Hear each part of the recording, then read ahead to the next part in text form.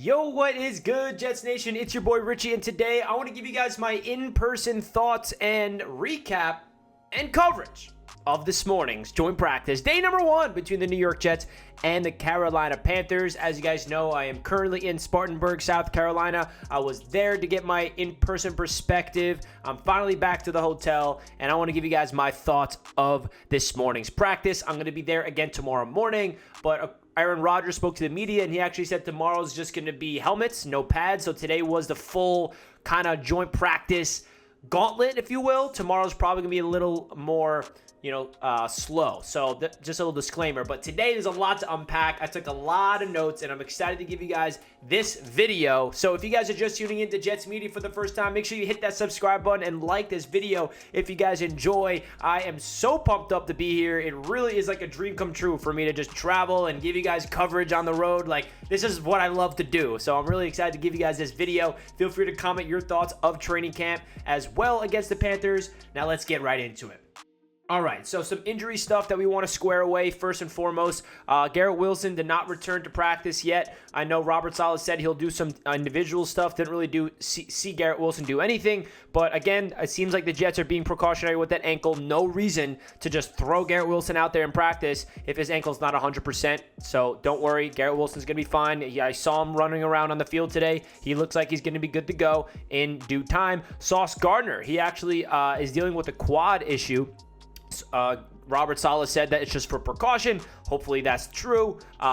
I saw Sauce Gardner out there on the field with my own eyes. And if you guys ever been to training camp, the first part of practice is always install with the defense. And Sauce was on the field practicing. And then I'm pretty sure a coach came up to him and yanked him out of there because he shouldn't be practicing. So seems like Sauce is fine. He was also running around like as a coach on the sideline. There was a fight that happened with the Jets defense, and Sauce ran onto the field to break it up. So Sauce is fine. No reason to panic about Sauce Gardner. Also, Carl Lawson's dealing with a lower back issue. The Jets are being precautionary with him as well. He did not practice. Other than that, I think that's it for the injuries. But the good news is, if you guys remember Sunday when I was at practice, there was injuries to Jermaine Johnson, Langston Tomlinson, and Quincy Williams. All three of them are okay. All three of them were full participant in practice today, which is a really, really good sign. So that's all the injuries. Let's get into what happened on the practice field. So just to kind of break down what it's like being at these joint practices. Now, I do have to say, I'm a little disappointed just because, and I kind of expected this, when you're a fan going to these,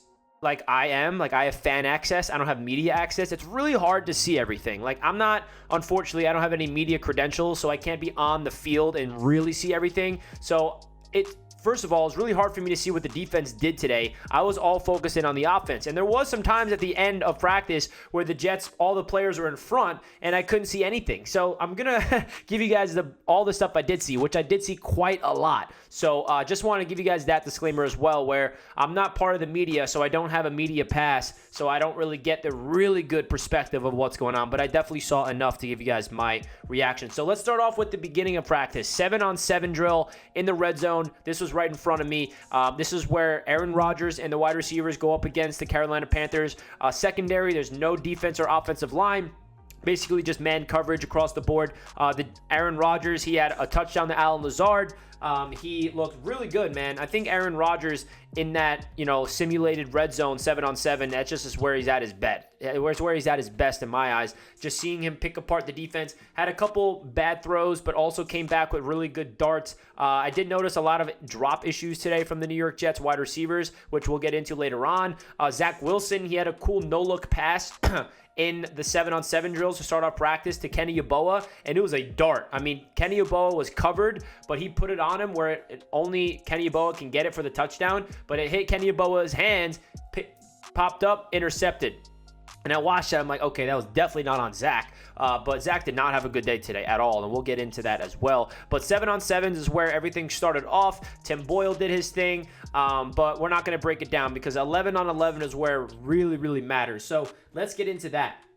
Aaron Rodgers was showing off early on. Now, the offensive line was a little iffy today. There was some interior pass rush and some pass rush getting to Aaron Rodgers. But Rodgers, the one thing I took away from today in particular is Aaron Rodgers is really mobile for his age. I mean, he's showing off his athleticism. He's moving around that pocket like, oh, there's pressure over here. He shuffles his feet, flips his hips, fires a dart down the field like Nick Bowden. Like, there was one play in particular where Aaron Rodgers just eluded the pressure, stepped up, threw across his body to the fullback streaking down the middle of the field wide open, and he got that ball to him 40 yards down the field in just a quick release. And I'm like, wow, how did he do that? And there were a lot of sloppiness in today's practice as well from both the Jets offense and the Panthers defense. There was flags. It felt like every other play, whether it was the Panthers secondary holding or the Jets offensive line getting called for holding. Every time it felt like the Jets were running the football, the Jets got called for holding on the offensive line.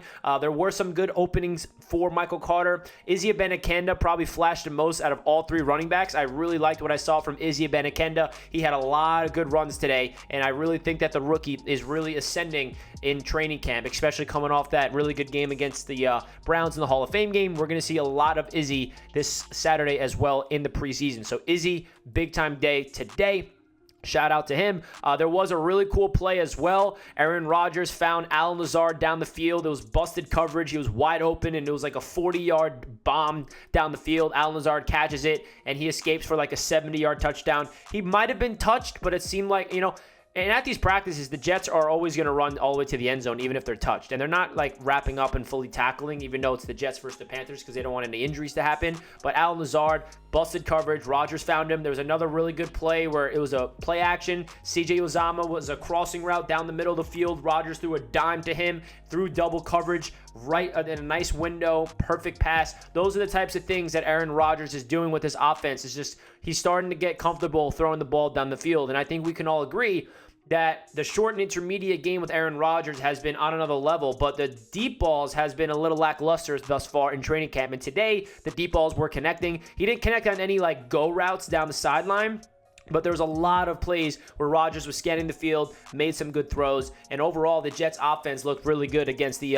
Panthers defense in the beginning of practice, 11 on 11. Now, going into Zach Wilson, early on in practice, he just didn't have that confidence that we've grown to be accustomed to for year three, Zach Wilson. And hey, it's practice, guys. I know that we get really high when he does really well, and we shouldn't get too low when he gets too low. I think we got to be even keel here. This is practice. So Zach Wilson today, his problem felt like he wasn't going through his progressions as smoothly, right? I think Zach Wilson kind of mastered the Jets defense in terms of that's the defense he always goes up against, so he got kind of comfortable with the personnel, where today he went up against a new defense, and it seemed like he was slowly progressing through his reads, which resulted in a lot of sacks. He was holding onto the ball too long. The pass rush was getting there. He didn't have time to throw the ball because it wasn't like the Jets offensive line wasn't protecting for him. It was he wasn't getting rid of the football, and maybe there was no receivers open down the field, but you like to see Zach get rid of that ball quick, and that's something that you notice from Aaron Rodgers. He gets rid of that ball, boom, immediately, and he's just an absolute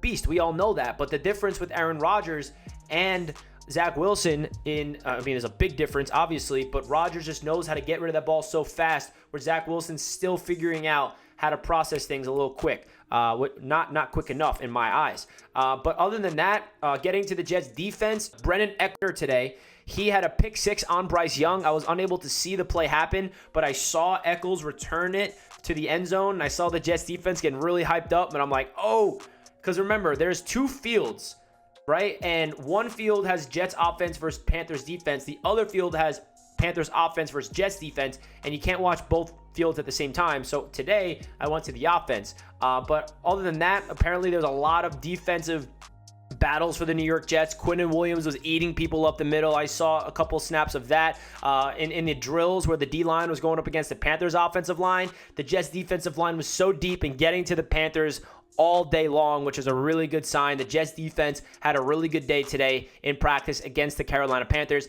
And then to finish off practice, this is where they all merge onto the main field, and this is kind of like the finale. This is where it's like, okay, this is preseason right here. So it's 11 on 11, and it's drive the field drill.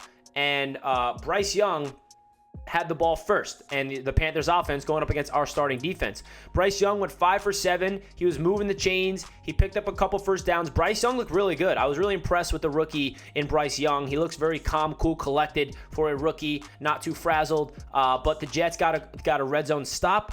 He tried to throw the ball into the end zone on 3rd down for a touchdown, but Tony Adams and Brendan Eccles was there to get the pass breakup, to not allow that touchdown, which forced the Panthers to kick a field goal. And then the Jets offense went onto the field with Aaron Rodgers.